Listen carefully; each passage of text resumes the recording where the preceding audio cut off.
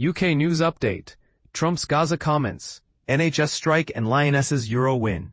In a stunning turn of events, headlines across the UK are ablaze with the aftermath of a pivotal meeting between Donald Trump and Sir Keir Starmer. The Guardian boldly proclaims that Trump has acknowledged real starvation in Gaza, urging Israel to open its gates to aid in a move that could redefine the region's humanitarian crisis. For web, www.theguardian.com/US News/2025/Trump acknowledges real starvation in Gaza and tells Israel to let in every ounce of food. But here's where it gets controversial. The Daily Mirror frames the narrative differently, suggesting that the Prime Minister subtly steered Trump towards a more empathetic stance. https://www.mirror.co.uk/news/politics-fashion5372. Other publications focus on Trump's advice on domestic matters, igniting a debate on tax cuts and immigration. The Times encapsulates this advice as cut tax to beat Farage. https://www.thetimes.com/article Donald Trump Keir Starmer Scotland Nigel Farage taxes immigration. FM928GZR. And this is the part most people miss. The Daily Express finds the solution pretty simple. That's what the Daily Express finds the solution. www.express.co.uk/news/politics article /208829 Trump Starmer Scotland migration. But the Daily Mail counters, highlighting the Labour leader's expertise in doing the exact opposite, reeling from the uncertainty sparked by France and Germany's skepticism over the EU's trade deal with the US. https://www.ft.com/E0ECF91A60E7BA49C235B. The Times delves deeper, revealing the initial relief at the announcement was short-lived, as fears of a 15% tariff rate's impact on EU businesses took hold. https://www.thetimes.com/businessmoney-economics article /European stocks fall /EU-US trade deal SXD65FWGD. In a bold move, former Chancellor Kwasi Kwarteng, writing in the Daily Telegraph, labels the deal as the EU's greatest humiliation since Brexit. https://www.telegraph.co.uk/news/2025/trade deal is the EU's greatest humiliation since Brexit. As the 5-day strike by resident doctors nears its end, the NHS and the Doctors' Union are embroiled in a heated dispute over patient safety. https://www.telegraph.co.uk/news/2025/trade deal is the EU's greatest humiliation since Brexit. https://w.bma/accused of risking lives by blocking emergency strike exemptions. The Sun questions whether the government's decision to grant a 22% pay rise to militant doctors last year was a grave misstep in its first year of power. https://thesun.co.uk/health.360408990 NHS nurses set to join doctors, miserable 5-day walkout. Didn't it dawn on ministers that all it would achieve would be another absurd pay claim from the Marxist BMA this year? The paper provocatively asks. Amidst the political turmoil, England's Euro-winning football team continues to bask in glory with a celebratory reception at Downing Street. The Sun hails them as the Lion Ladies. https://thesun.co.uk/sport360530013 Lionesses Euro win Downing Street. While the Times envisions more accolades for the Lionesses following their Euro title in 2022.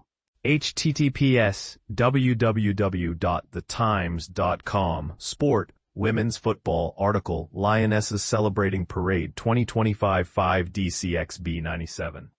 The Daily Star joins the chorus advocating for official recognition for the manager and players with a headline The Beautiful Dame.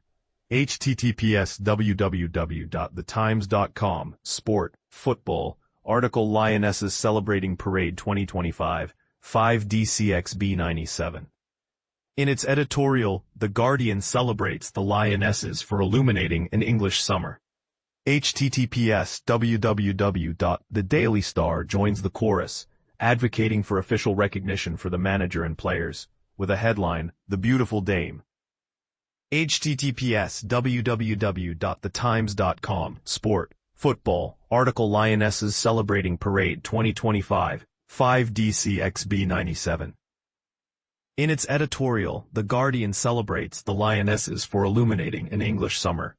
https www.The Star quals involving England's Lionesses given royal recognition. In its editorial, The Guardian celebrates the Lionesses for illuminating an English summer. https www.thetimes.com Sport, Football, article Lionesses Celebrating Parade. In its editorial, The Guardian celebrates the Lionesses for illuminating an English summer.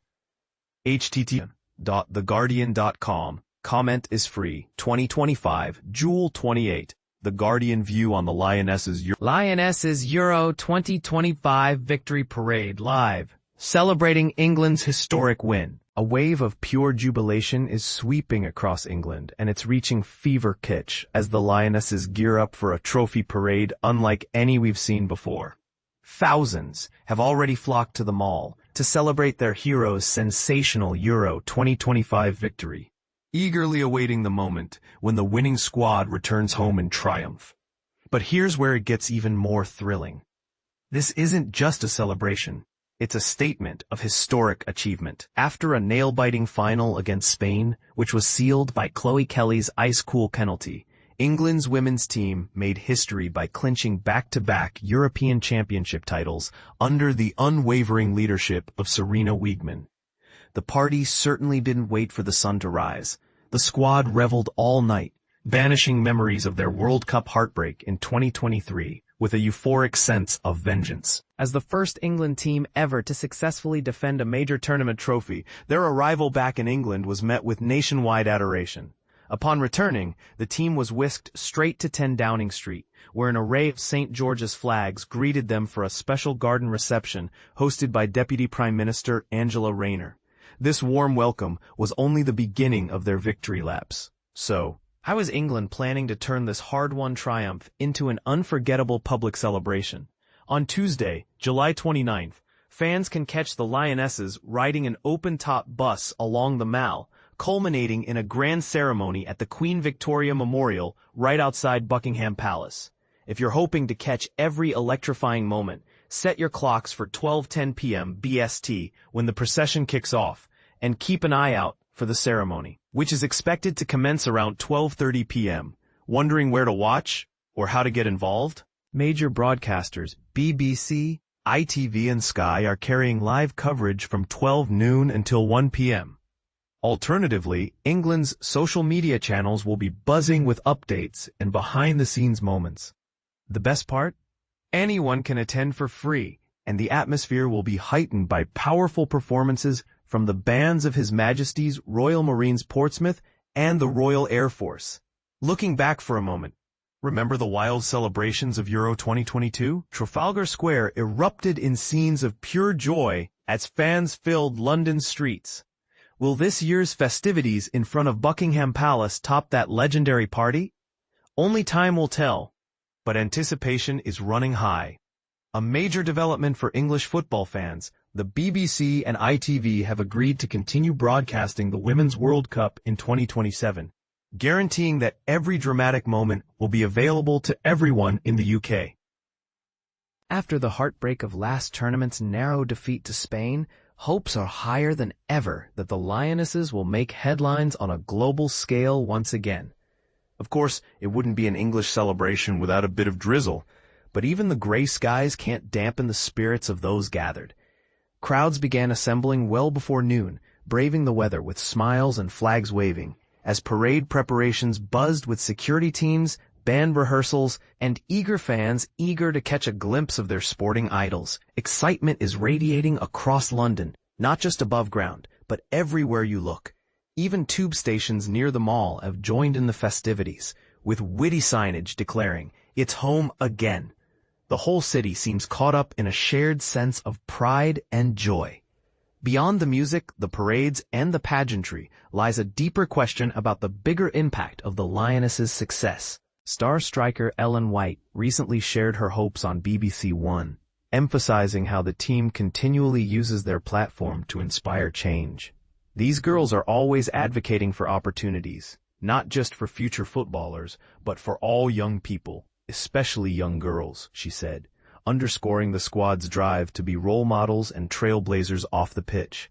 Former goalkeeper Karen Bardsley echoed this, suggesting that such victories help break down barriers for girls at home, giving them license to chase their dreams in football without fear of criticism. Go have fun, she urged, and believe in yourself. But here's where the debate really heats up. What does all this mean for the future of women's sport in the UK? Has the Lionesses' back-to-back glory truly shifted attitudes, or is there more left to do?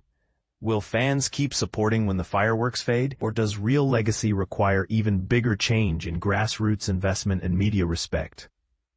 And speaking of coaching greatness, there's growing consensus, bordering on controversy, that Serena Wiegman has just staked her claim as the world's top manager. Even she seemed amazed at the wild turns this tournament took, calling it the most chaotic, ridiculous tournament she'd ever witnessed as both participant and leader. Her celebratory dance, caught on cameras before she even made it to the press conference, has become a symbol of unfettered triumph. So what's your take? Is this era of Lionesses' domination the beginning of lasting change, or will the momentum fizzle out? Who deserves the most credit for England's rise? Star players, the passionate fans, or the mastermind manager pulling the strings? Dive into the debate, share your thoughts, and let us know if you see this as a watershed moment for English football, or just the tip of the iceberg. Inside England's Euro 2025 triumph, team spirit, attention to detail. The golden confetti may have faded, but the impact of England's triumph in the European Championship will resonate for years to come.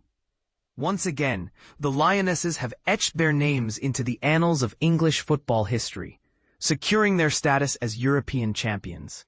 This achievement is not just a testament to their skill on the field, but also to the incredible journey of each player involved. Leah Williamson, the first England captain to lift 2 major trophies, stands out as a beacon of leadership. Michelle Agyemang, at just 19 years old, has already proven herself as a prodigious talent. Jess Carter's resilience in the face of racism and abuse during the tournament is nothing short of inspiring. Hannah Hampton's heroics in saving penalties twice have cemented her place in the hearts of fans.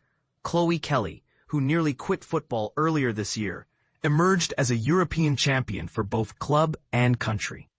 And Lucy Braun's determination to play, despite a fractured leg, is a true sign of her dedication. Each of the 23 players brings a unique story to the team, making their collective tale one of perseverance and unity. While they were the defending champions in 2022, this tournament presented a much tougher challenge. Home advantage and a largely injury-free squad had given them an edge previously. However, this time around, the road to glory was fraught with obstacles. England's record had taken a hit, marked by defeats and draws.